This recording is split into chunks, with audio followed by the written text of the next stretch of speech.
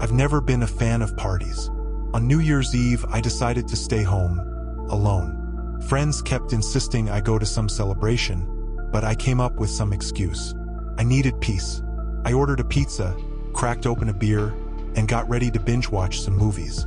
It was 11:57 p.m. when my phone buzzed. A message. Unknown number. Look out the window. I froze. This wasn't a funny joke, and no one knew I was home. For a moment, I thought about ignoring it, but curiosity got the better of me. I walked to the living room window, pulled the curtain back just a little, enough to peek outside. He was there. In the middle of the empty street, an unmoving figure stood, staring at me. The hood of a sweatshirt covered part of his face, but what was visible was enough to make my skin crawl. His eyes, I don't know how to describe them, but they seemed empty. The street, lit only by the glow of the streetlights and the twinkling Christmas decorations, made the scene surreal. My first instinct was to lock everything. I checked the windows, bolted the door, and turned off all the lights. He wouldn't leave, right? The clock struck midnight. The fireworks began. My phone buzzed again. Now we're in the same year. That message made me shake. It wasn't just disturbing. It felt like a warning. I grabbed a knife from the kitchen and stood in the center of the living room, trying to think. Who was he? What did he want? How did he know I was here? I checked the window again. He was gone. For a second, I felt relieved, but then I realized that was worse. V wasn't out there anymore. Where was he? Another message came through. You left the back door open. My heart stopped. I ran to the kitchen, and sure enough, the back door was slightly ajar. I knew I had locked everything. Holding the knife tightly, I slammed the door shut and locked it again. My hands were shaking so much I could barely turn the key. That's when I noticed. The sound of the fireworks outside seemed muffled. Everything was too quiet. Another sound took over the house. Footsteps. They were coming from the hallway. My hallway. The knife felt useless. My phone was in the living room, but I wasn't going to move. I wanted to scream, but no sound came out. Then I saw him. I don't know how he got in, but there he was, standing at the end of the hallway, taller than he had seemed outside, his eyes now glowing with an unnatural light. He didn't run. He didn't yell. He just started walking slowly toward me. When he tried to speak, his mouth opened in a way no human could manage. The sound that came out was like metal scraping against glass, something impossible to describe. Each step he took made the floor creak, and I could feel the air in the room grow colder. I tried to lunge at him with the knife, but it was useless. He disappeared into thin air before I reached him, only to reappear behind me.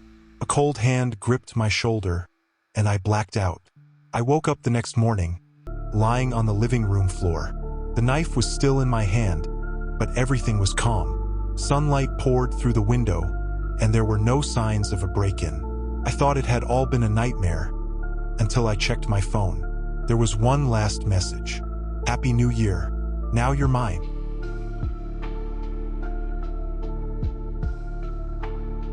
It was New Year's Eve, and my aunt's house was packed with people. Kids running around, adults laughing, loud music, and that usual chaotic energy. Despite everything, I wasn't in the mood. Maybe it was because it was the first New Year without my grandfather, and it was still hard to accept that he wouldn't be there.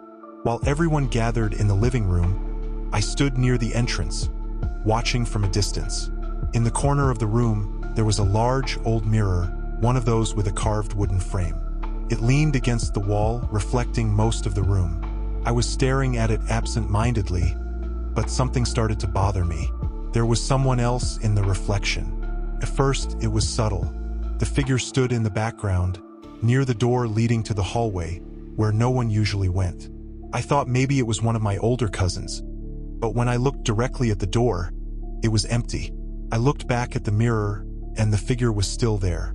I froze, trying to make sense of what I was seeing. The person wasn't doing anything, just standing still, head slightly tilted.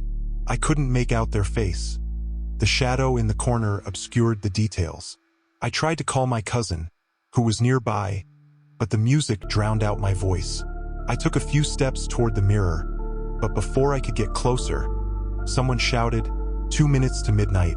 The room erupted in cheers and laughter. Everyone crowded near the TV to watch the countdown. I, however, couldn't move. My eyes were locked on the figure in the mirror. It was still there, but something had changed.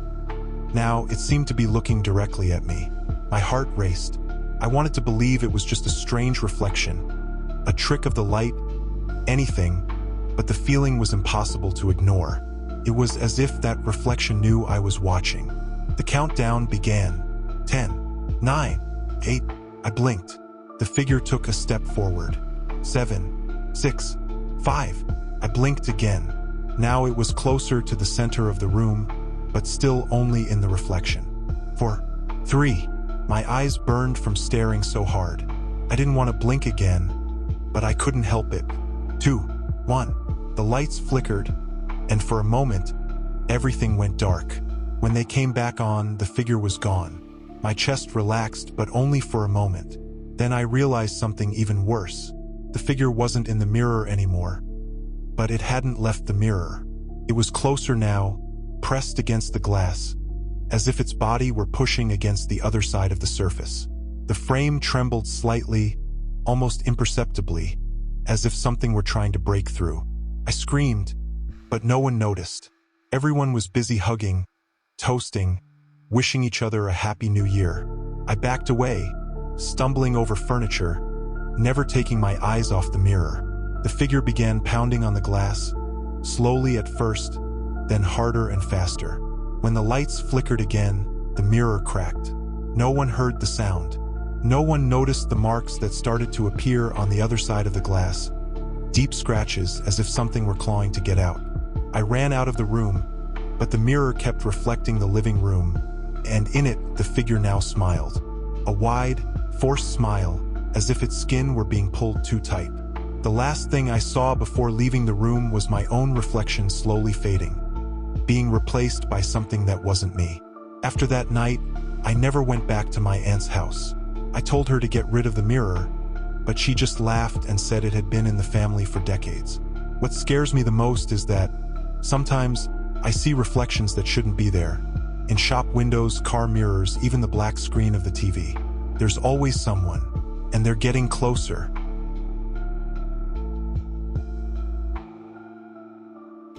My grandmother died a few days before Christmas. She had always been the foundation of our family, the person who organized all the parties, especially for New Year's. Without her, things fell apart quickly. My parents decided to go away to clear their minds, but I didn't want to go. I couldn't bear the idea of celebrating, so I decided to spend the New Year's Eve at her house. The house was just as she left it. There was still a faint scent of her perfume in the air.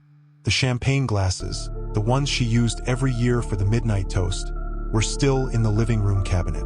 I settled into her bedroom, but the silence of the house made me want to avoid that place as much as possible. Around 11:45 p.m., I decided I would go out to the balcony when the fireworks started. It was better than staying inside, surrounded by her absence. I opened a bottle of cheap wine and waited. The clock on the living room wall, the one with the loud ticking sound I'd always found irritating, seemed to be shouting the passage of time. At midnight, the fireworks began. I grabbed my glass of wine and went to the balcony. The sight of the lights exploding in the sky was almost beautiful enough to distract me. But then, I heard something that didn't make sense. Laughter. It was coming from inside the house. My body tensed. The laughter was familiar, muffled, as if it were distant but impossible to ignore. It was my grandmother's laughter. I went back inside, each step heavier than the last. When I entered the living room, I felt an inexplicable chill. Her old television, the one that had been off for months, was on. The screen showed a static-filled channel, the irritating buzz filling the silence. But it wasn't that which made me freeze. It was the sofa. In the shadows of the corner of the room, I swear I saw her outline. My grandmother was sitting there, just as she used to. The posture was unmistakable. The way she would rest her hands in her lap, always holding a champagne glass. But this time, the shadow had no face, only the outline. My glass fell to the floor, but the sound of the glass breaking seemed distant. She didn't move. The TV buzzed louder. It was as if the sound were trying to swallow the entire room. Suddenly, I heard her voice. "Happy New Year, darling."